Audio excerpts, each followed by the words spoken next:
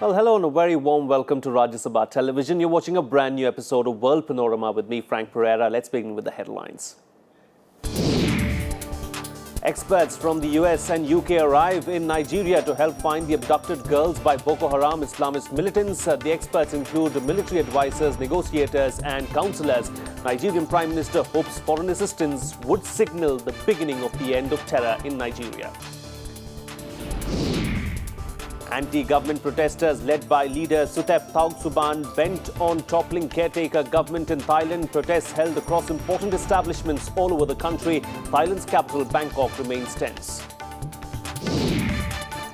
ANC wins again in South Africa. South Africa's ruling ANC wins a fifth consecutive term. President Jacob Zuma returns to power for a second term. ANC manages to secure over 62% of the votes, followed by the Democratic Alliance with 22%. And Real Madrid superstar Cristiano Ronaldo unlikely to play in the Champions League final. Footballer suffered a hamstring injury during a league game against Valladolid on Wednesday.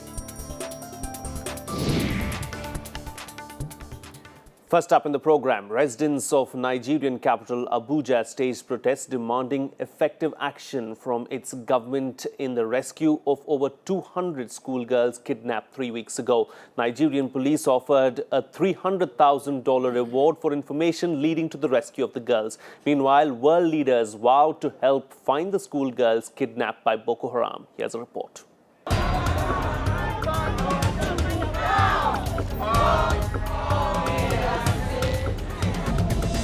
The mass kidnapping of over 200 schoolgirls in Nigeria last month by militant group Boko Haram triggered an international outcry and protests in Nigeria. This has piled pressure on the government to get the girls back. Public anger mounted after locals said another 8 girls had been seized from the same remote northeastern area by suspected members of the group on Tuesday. I think they should do more. I don't think they are doing enough, but I wish they can do more.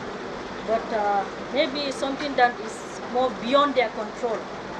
So I wish, I hope, I'm praying, and please asking them, please try more, and get these girls out. Get them out of those monsters, from these monsters, and please, I'm so angry because it's just too much. It's too much for a mother to go through this. Nigerian President Goodluck Jonathan pledged to find the girls abducted by the Islamist rebels, saying their rescue would mark the beginning of end of terror in the country. By your presence here in Nigeria at this time, you have already supported us to win the war against terror. You are coming here to support us morally. It's a major blow on the terrorists.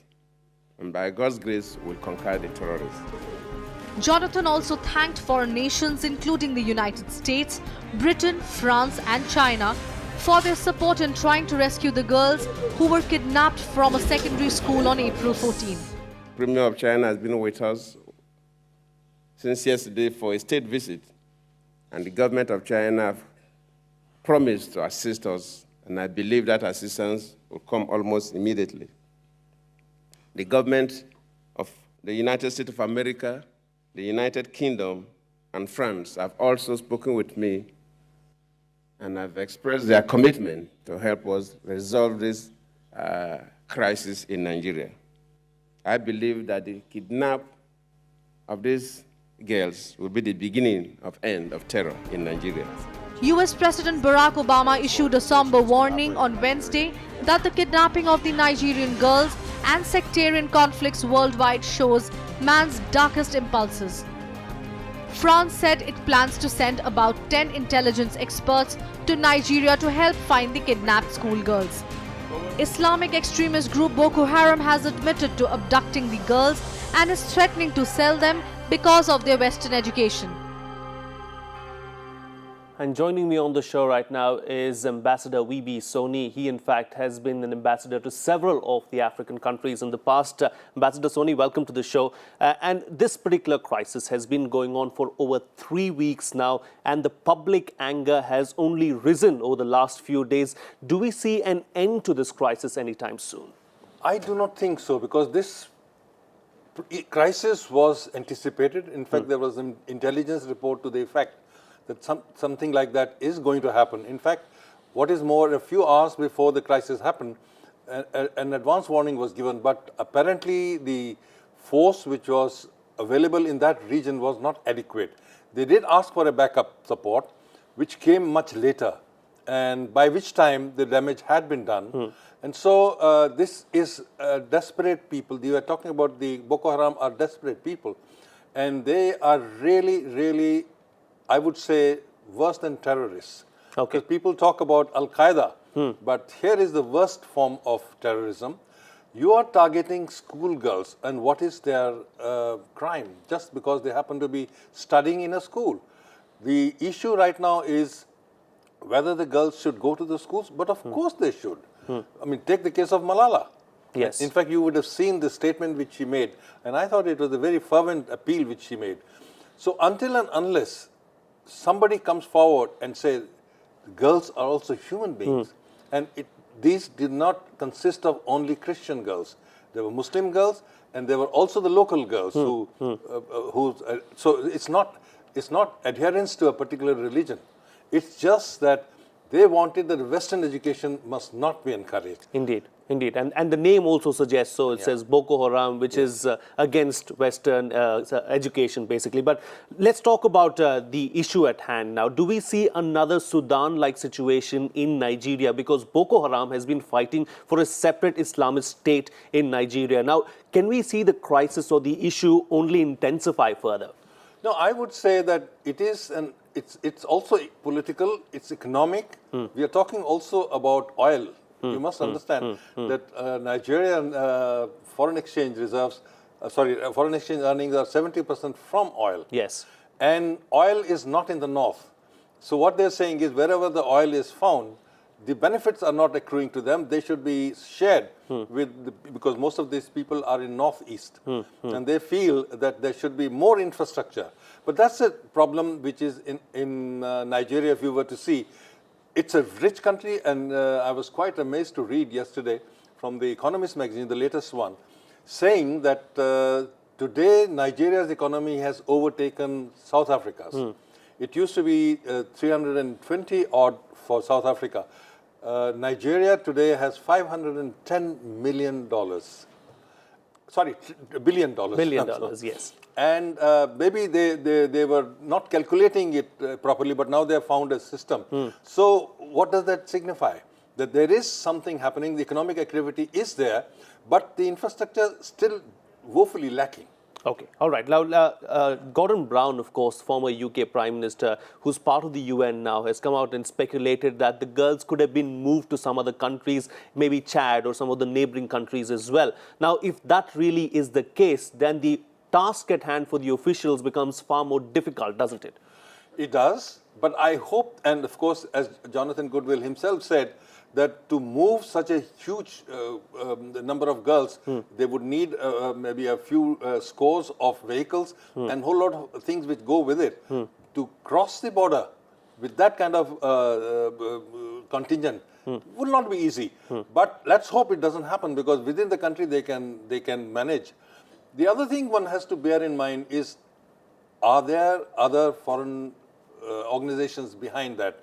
I don't think so. Okay. Because even though they may have had some dealings with Al-Qaeda some time back, but it was nothing more than just a discussion, maybe fellow travelers in the March for Islam. But I don't think that any technical support is coming. But the worrisome factor is that some of the items which have been discovered, which means small Molotov bombs, that kind of a thing. That means that there are some educated people, some technically qualified people who are with them. How, if they go out of the country, then it will be difficult.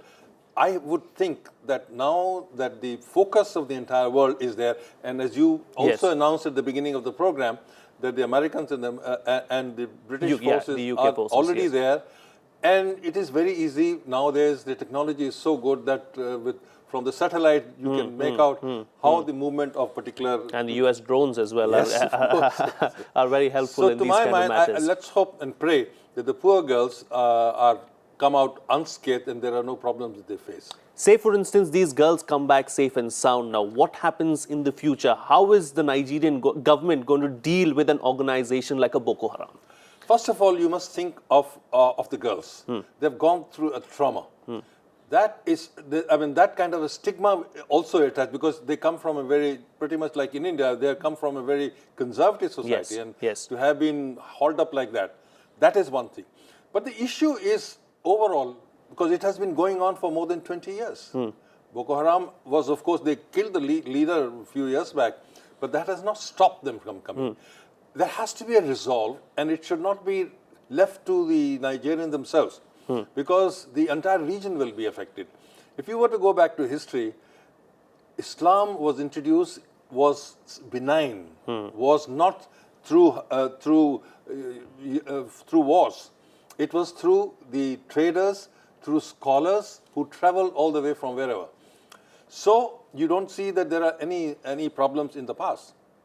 But of late, you find whenever, take the case of Kenya, take the case of Somalia. If you were to see, these are the trends which are happening.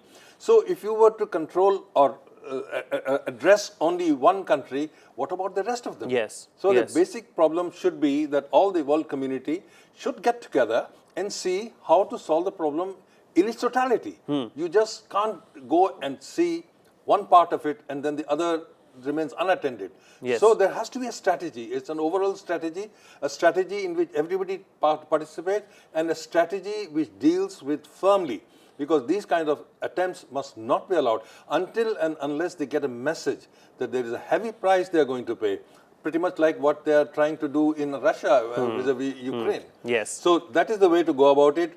Give them a very stern message, tough message. Say that it has to be handled in a manner which is no-nonsense approach. All right. Indeed. Of course. Thank you so much, Ambassador V.B. Soni, for joining us on the program.